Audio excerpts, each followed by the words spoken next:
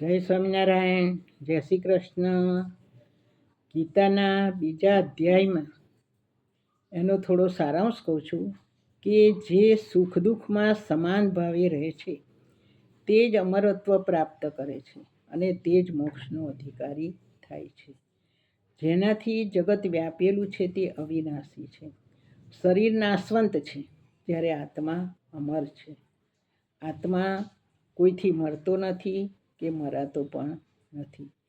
જેમ મનુષ્ય જીર્ણ વસ્ત્રો ત્યજી અને નવા વસ્ત્રો ધારણ કરે છે તેમ આત્મા જૂના શરીરો છોડી અને નવા શરીરમાં જાય છે.